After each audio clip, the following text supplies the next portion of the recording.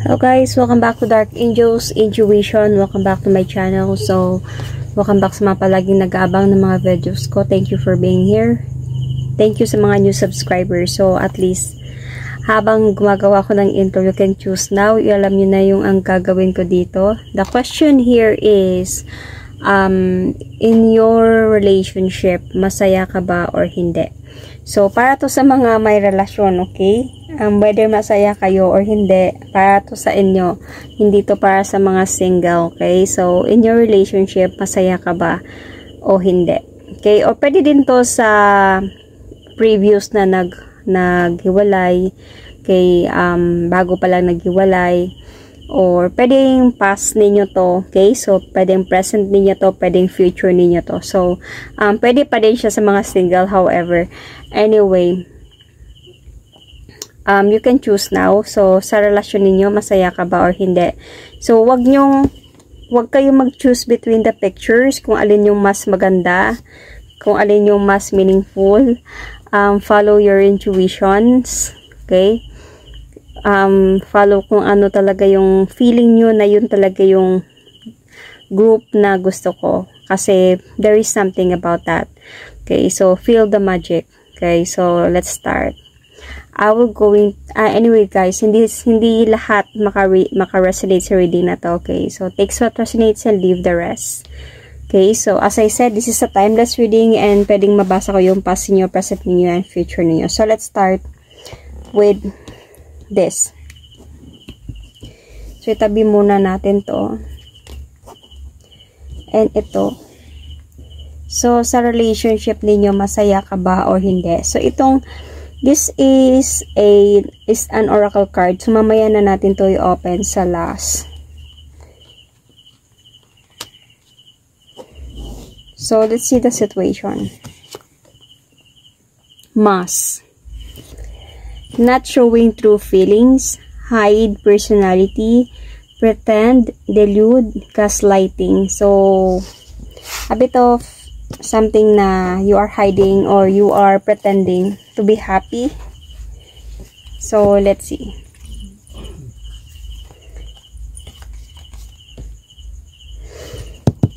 Merong fight na nangyari sa inyo dito, like always fighting, and one of you gave up on the fight and walk away, nag-surrender na sa fight dahil lagi na lang nakakapagod na yung away na meron sa inyo. So, let's see. Might be, hindi kayo nag-uusap ngayon. One of you really walk away emotionally. Walk away calmly in the situation because of may pagod na. Para wala na lang gulo, I surrender. Parang ganun. So, this is not happy. Merong separation sa inyo ngayon ng person mo. Okay. Very imbalance yung relationship na nagkaroon kayo. Lagi kayo nag-aaway talaga ng person na to. Laging fight ang meron dito and on and off connection, on and off relationship. But feeling ko you are like just pretending that you are okay. Hindi ka nakakatulog sa gabi. Sobra kang stress, thinking about, nakafocus ka masyado sa relasyon na to. Kaya pala, you are pretending that you are okay, but you are not. Kasi sobra kang nakafocus sa relasyon na meron kayo. You are not sure anymore kung babalik ba tong person na to or no. Baka ginose ka ng person na to. And, yeah, see? This person gave you a silent treatment. And, siguro naligaw siya sa iba. Nagkaroon siya ng iba dito. Nag-offer siya ng relationship, love sa iba. And, na-confuse siya dito sa inyong dalawa. Hindi niya alam kung sino yung pipiliin niya. Hindi niya alam kung anong laban ang ipaglalaban niya. Blindly fighting siya. So, hindi niya alam kung anong sasabihin niya sa'yo, kaya nang ghost na lang siya. Isa pa, lagi na kayong nag-aaway. Baka may tinatanong ka na sa kanya tas hindi niya sinasabi sa'yo or binabaliwala lang niya yung mga nangyayari or yung away ninyo. So, nakakapagod to para sa'yo. And stressful. Hindi ka nakatulog sa gabi dahil sa sobrang nakafocus ka sa relasyon na meron kayo while this person is in a silent treatment. Okay? Meron ano siya dito, finding the right path of his life, soul searching. Kung ano ba talaga yung decision na gagawin niya. So, you might be dealing with a Pisces sign, Cancer, Scorpio, Pisces, or you might be also, you or your person. Okay, so meron din ditong Virgo sign. Okay, so yun yung mga main, Sun, Moon, Rising, Venus. Anyway, ito na yung mga nararamdaman mo, pero you are not showing this to your person because, to everyone, because nagpe-pretend ka that you are okay. You are hiding your feelings. Dahil sa bigla na lang siguro to siyang hindi nagparamdam sa'yo. Parang unexpected. While you are very much focusing on this relationship, parang naging proud ka sa kanya, sa relasyon na meron kayo, then suddenly ganito yung mga nangyari. Kaya medyo hindi mo alam kung ano yung i-react mo dito. Kaya you are just pretending na okay ka lang, masaya ka, pero hindi ka masaya honestly inside kasi hindi mo na alam kung babalik pa ba siya or hindi na. Hindi ka na nakakatulog sa gabi dito. Like, you are always, sabi natin, spying on this person. Like, kung babalik pa ba siya or no. Very much in balance yung naging situation ninyo this time, and you wanted to save this relationship, but how kung hindi siya nakikipag-usap sa'yo? So the answer here is like you are pretending, you are not happy, you are just pretending to be happy. You're already tired and you are in pain. So yung ito, open na natin to. This is the oracle card. Acceptance is the key. See? Tumama din siya. Acceptance is the key to inner peace. At times, we must accept things as they are.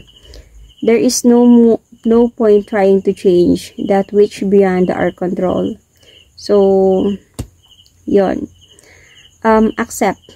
Accept, forgive, and try to focus on yourself to let go somehow. Whether this person will come back or no. Don't try to control the situation. Okay? That hindi mo naman kayang i-control. Kasi you are pretending here na okay lang kayo, ganyan, okay ka lang, happy lang. Pero, kinokontrol mo na yun na okay ka, pero hindi pala talaga ka okay. So, wag mo i-try na i-change yung hindi mo kayang i-control. Just go on with the flow. It's okay to be not okay. Okay, so yun. That is my reading for you for the first part of this pick a cards. So let's go for the second one.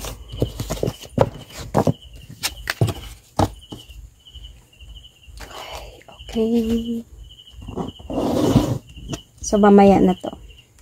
I will not open it. Soulmates. Okay. Soul connection, partnership, agreement, soul contract. So, let's see. Oh, masakit yung mga nangyari dito. Hindi naka-move on. Ang lungkot and in pain and loneliness. Sad and loneliness.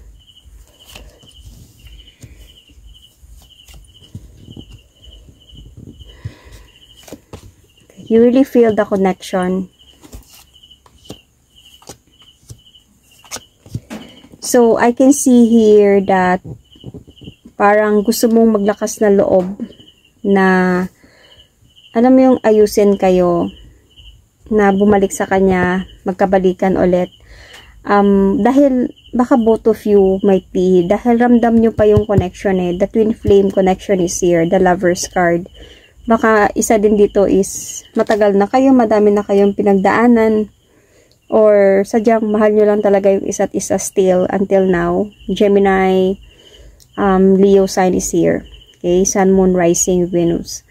You, merong ano sa inyo dito, meron ding away na nangyari sa inyo dito, like nakakapagod na away. Like, merong ano sa inyo dito, parang nakakapagod din na nag-surrender din, parang ganon. So, sa fight na meron kayo. Because this is a different deck. So, I saw the Five of Swords. Meron ding, sorry about that, meron ding Five of Swords doon. So, anyway,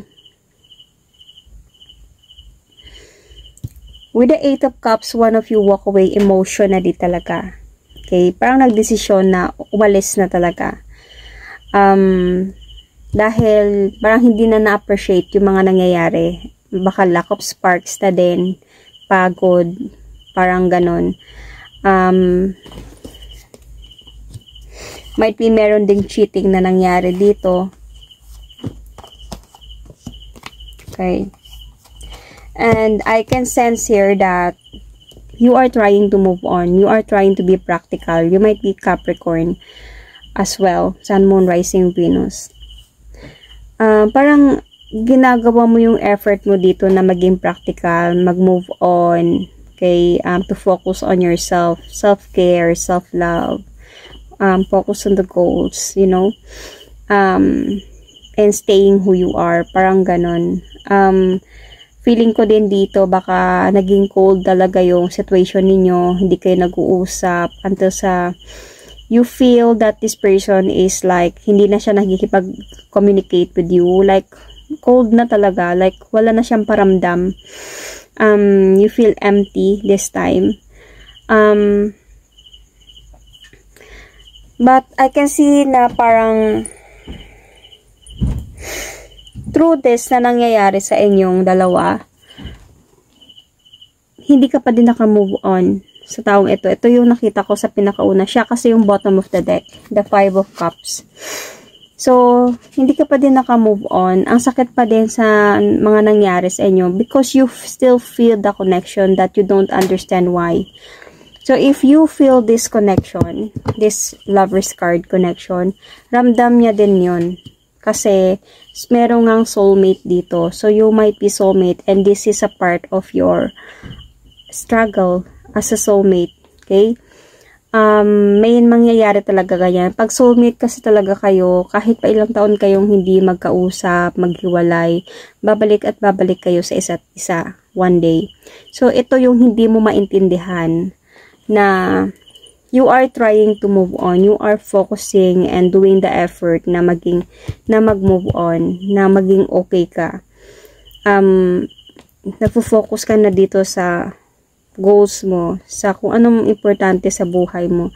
Pero hindi mo maintindihan kung bakit the feeling na connected ka pa sa kanya, kaya ang hirap mo pang makamove on. Yun yung mahirap dito kasi merong magical connection sa inyong dalawa.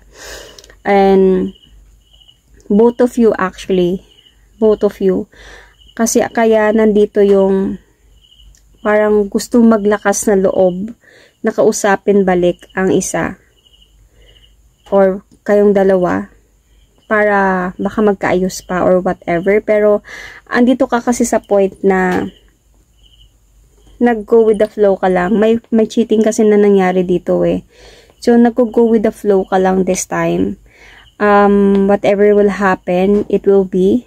So you know, parang kaya mo lang din i-handle to, pero yun lang yung parang na-confuse ka lang or hindi mo lang maintindihan na umalis na, wala na, hindi na nag-uusap, cold na, empty na, pero bakit parang feeling ko siya pa rin yung hinahanap ko, siya pa rin yung mahal ko, parang ganun. Because dahil baka you are soulmate, okay, baka soulmate kayo. So, happy ka ba o hindi? So, you are not happy but you are fighting. Yun, you are fighting for this process na moving on process. You are healing, you are trying to be happy. So, basahin na natin to. Playfulness. Laughter is the best therapy. Have some fun together. And remember, love is the greatest healer. See? Love is the greatest healer. So, ibig sabihin, might be there is still, pag itong twin flame na to, uusbong ulit, I mean, soulmate connection na to, na uusbong ulit itong pagmamahal na to. Kasi pag meron kasing ito, meron talagang pagmamahal pa talaga. Meron pa, parang magpe-flame pa talaga to. Like, ramdam na ramdam nyo pang isa't isa, even you don't understand why. So, love is the greatest healer. Ibig sabihin, ang makapaghilom lang sa inyong dalawa is kayong dalawa mismo. Okay, so, yon. Okay, so the answer here is, you are trying to be happy. You are fighting for the process of moving on, but the feeling of, you still feel the connection, both of you. So, okay lang. So, let's go for the next.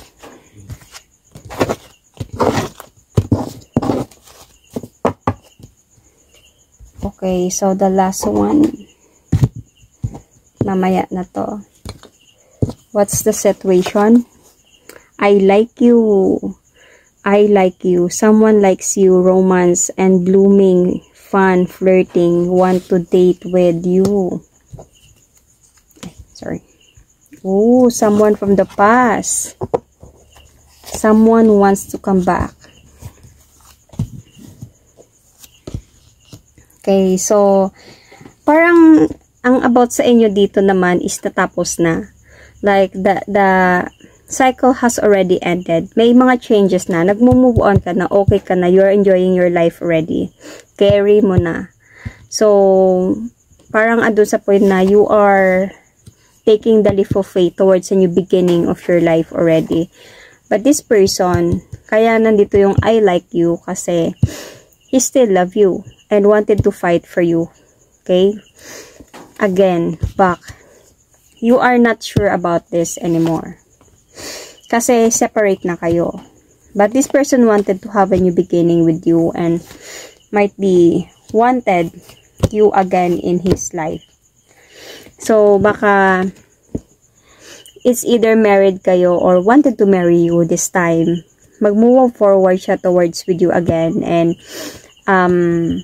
the love is still here. So, ramdam nyo pa din yung isa't isa kahit papano. So, the story here, this is someone from the past. Okay, so, itong person na to, bumalik siya kasi na-miss ka niya.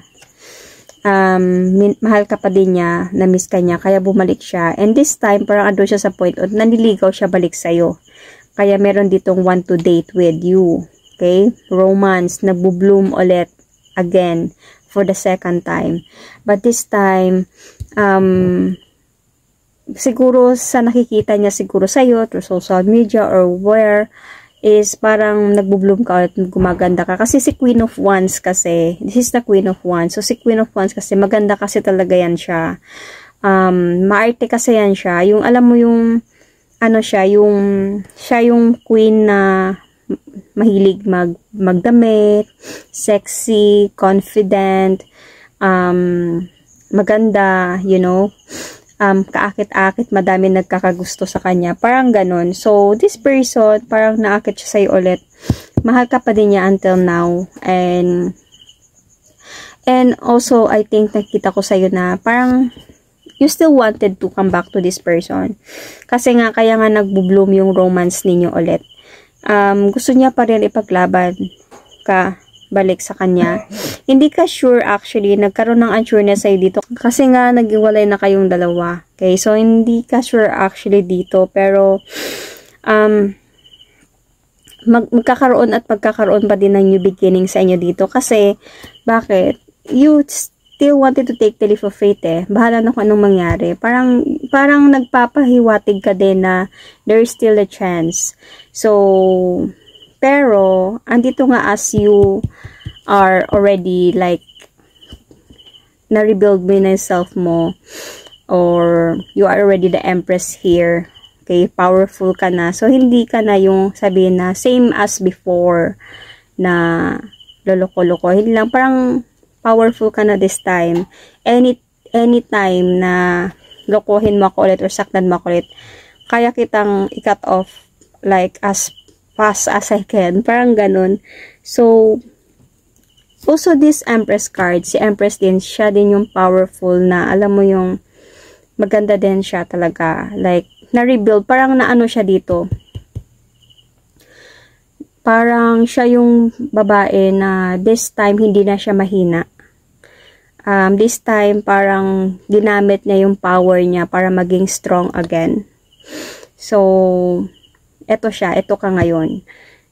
So, anyway, meron pa ding chance na magkabalikan kayong dalawa kasi nandito yung Two of Cups.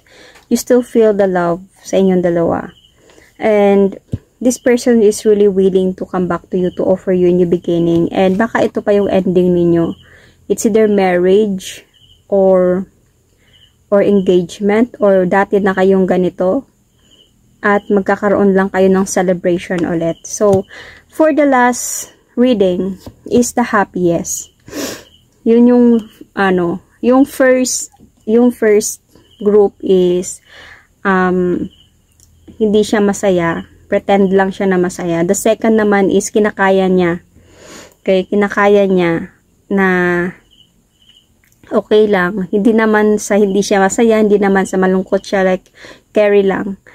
And dito is ito yung masaya. So reflection, give each other some space. At the moment, trust and have faith that all will work out for the best. See? So, might be this time, try to let this person prove that hindi ka na niya talaga sasaktan. Like, try to let this person prove that you need to, na hindi ka na katulad yung babae na noon na sinaktan niya. And give some space as well to let him naman na know na hindi ka na yung agad-agad na nag-oo agad-agad. Like a fragile one. Nagpapatawad ng agad-agad. So, give some space and trust. Have faith.